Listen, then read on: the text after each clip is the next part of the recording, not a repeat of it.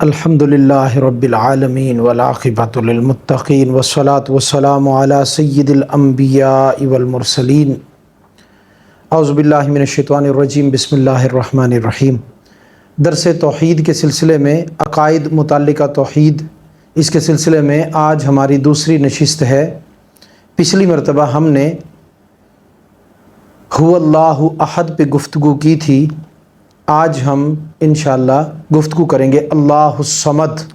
تو یہاں پر سب سے پہلے تو اللہ تبارک و تعالی کا وہی اسم ذاتی جو قل هو اللہ احد کے اندر موجود ہے، وہی اسم ذاتی دوبارہ سے لایا گیا ہے، اور پھر اس کے ساتھ وہاں پر هو اللہ احد ہے، یہاں پر اللہ الصمد ہے، یعنی وہاں پر توحید کا بیان کیا گیا اور یہاں پر اس کے اوصاف میں سے، اس کی خصوصیات میں سے، اس کی صفات میں سے ایک صفت صمد کا ذکر کیا گیا۔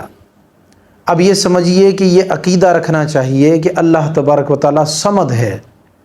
صمد کیا ہے، اس کو اردو میں سمجھ لیجئے۔ صمد کہتے ہیں کہ جو کسی بھی طرح سے کسی کا محتاج نہ ہو، یعنی اللہ صمد ہے، اس کے معنی یہ ہیں کہ اللہ کو وہ بے نیاز ہے، اس کو کسی کی کوئی محتاجی نہیں، وہ لا یحتاج ہے اور تمام جہان اس کا محتاج ہے۔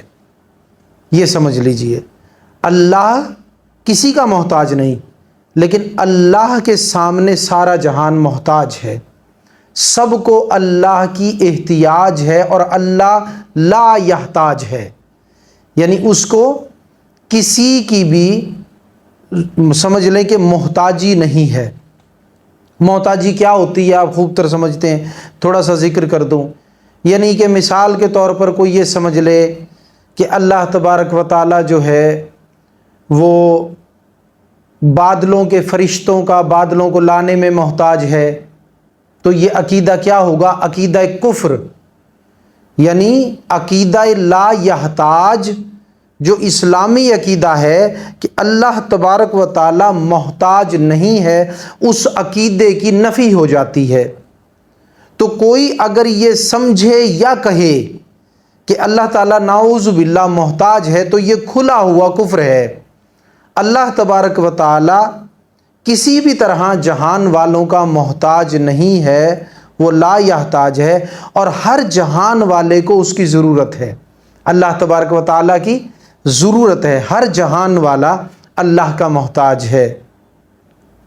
تو یاد رکھیے کہ اللہ الصمد کا ترجمہ کہ اللہ بے نیاز ہے، یہ ترجمہ بھی صحیح ہے۔ اگر کہیں کہ بے پرواہ ہے، تو بے پرواہ سے مراد یہ نہیں کہ لاپرواہ، نعوذ باللہ من ذالک، لاپرواہ نہیں، بے پرواہ۔ بے پرواہ یعنی اسے کسی کی پرواہ نہیں، ضرورت نہیں، وہ محتاج نہیں کسی کا۔ تو یہ عقیدہ رکھنا چاہیے کہ اللہ تعالیٰ بارش لانے میں اگر فرشتوں کی ڈیوٹی لگائی تو یہ اللہ کی بادشاہت کے مطابق تو ہے، لیکن یہ اللہ کا احتیاج نہیں ہے۔ تو لہٰذا اللہ بارش لانے میں، روح کو میرے دوستو قبض کرنے میں، انسان میں روح پھونکنے میں، انسان کو پیدا کرنے میں، اس کو مارنے میں، دوبارہ اٹھانے میں، قیامت قائم کرنے میں، جنت کو بنانے میں، دوزخ کو بنانے میں، غرض کے کسی بھی کام میں اللہ کسی فرشتے کا بھی محتاج نہیں۔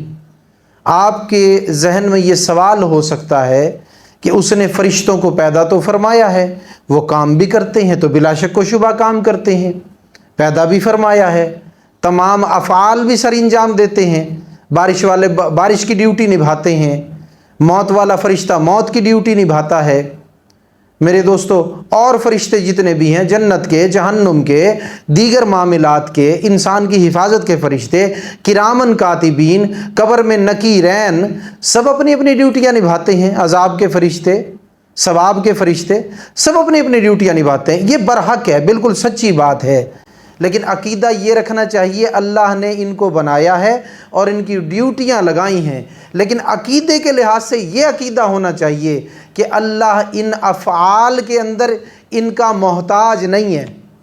آپ کی بات سمجھ میں آئی؟ عقیدے کے لحاظ سے یہ عقیدہ ہونا چاہیے کہ اللہ ان افعال کے اندر ان کا محتاج نہیں ہے۔ تو اللہ نہیں محتاج اپنی ذات کے لحاظ سے کسی کا، اپنی صفات کے لحاظ سے کسی کا، اپنے شیون کے لحاظ سے کسی کا، اپنے افعال کے لحاظ سے کسی کا، اپنے احکام کے لحاظ سے کسی کا، اپنے اسماء کے لحاظ سے کسی کا، اپنے ارادے کے لحاظ سے کسی کا۔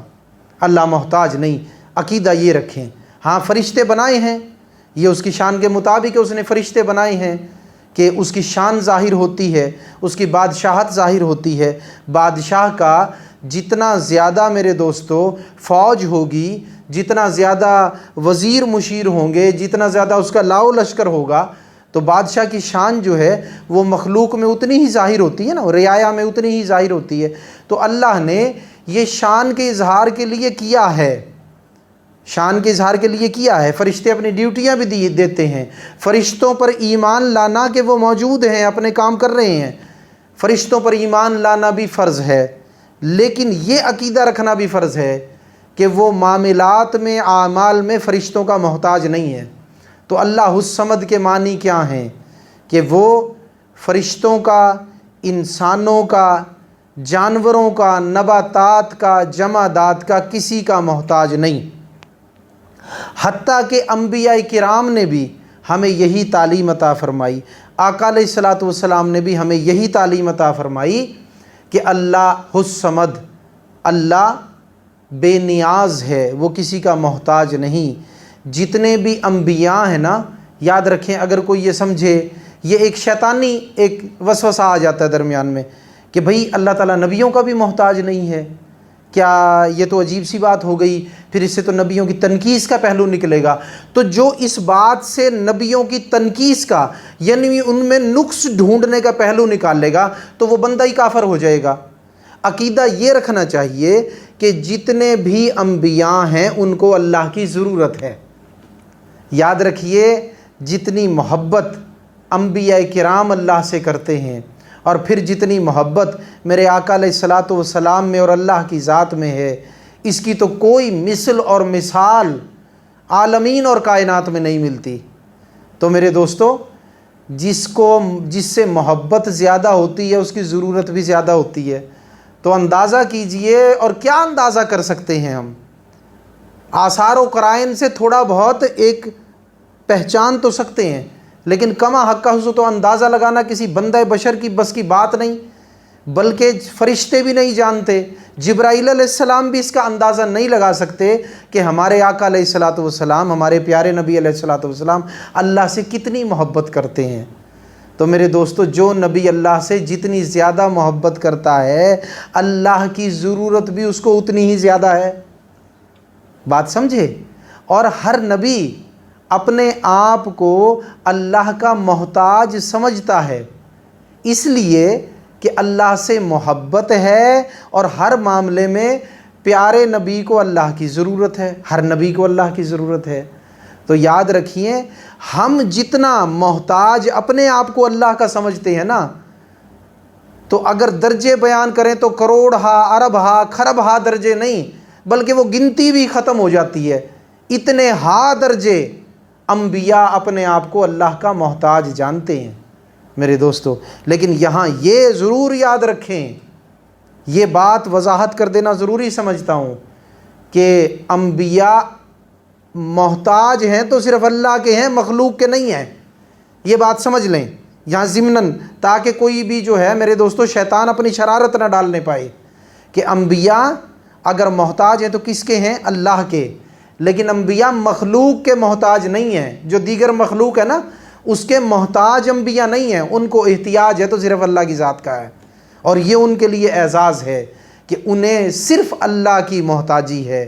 دوسری مخلوق کو میرے دوستو مجازی محتاجیاں دوسروں کی بھی ہو جاتی ہیں، لیکن انبیاء کو کسی مخلوق کی کوئی محتاجی نہیں ہوتی سوائے اللہ کی احتیاج کے، اللہ کی محتاجی کے۔ تو یہ انبیاء کے لیے کتنا بڑا اعزاز ہے۔ بجائے اس میں تنقیص نکالنے کے یہ سوچا کریں کہ ان کا مرتبہ کتنا بڑا ہوگا جو اللہ کے سوا کسی کے محتاج نہ ہو۔ تو انبیاء کرام کے بہت بڑے مرتبے ہیں۔ توحید کی آڑ لے کر انبیاء کرام کی گستاخیاں کرنا یا انبیاء کرام پر باتیں کرنا یہ کھلا ہوا کفر ہے میرے دوستو۔ شیطان نے بھی توحید کی آڑ لے کر رسولوں کے بارے میں گفتگو کی ہے۔ وہ کیسے کی وہ پھر انشاءاللہ کبھی بتائیں گے۔ حضرت آدم علیہ السلام کا قصہ اگر آپ پڑھ لیں گے یا سن لیں گے تو یاد تازہ ہو جائے گی کہ کس طرح اللہ کی توحید کی آڑ لے کر اس نے جو ہے اللہ کے پیاروں کی گستاخیاں کی ہیں۔ تو اس لیے میرے دوستو یاد رکھیں، توحید ضرور ہم پڑھ رہے ہیں لیکن توحید کی آڑ لے کر رسالت کی توہین ہرگز نہیں کی جائے گی، ورنہ تو عقیدہ ہی ختم ہے۔ پھر توحید کا عقیدہ بھی کسی کام نہ آئے گا جب اللہ کے بھیجے ہوئے پیغمبروں اور رسولوں کی تنقیص توحید کی آڑ میں کی جائے۔ تو اس آیت کی آڑ میں محبوبوں کی توہین نہیں کی جا سکتی کہ اگر سب محتاج ہیں تو انبیاء صرف اسی کے محتاج ہیں، اس کے علاوہ کسی کے محتاج نہیں، یہ انبیاء کی شان ہے۔ تو آئیے اپنے موضوع کی طرف واپس کہ اللہ تبارک و تعالی اللہ الصمد، وہ صمد ہے، وہ لا یحتاج ہے، وہ کسی کا محتاج نہیں۔ جو اللہ کو کسی کا بھی محتاج جانے تو یہ کھلا ہوا کفر ہے۔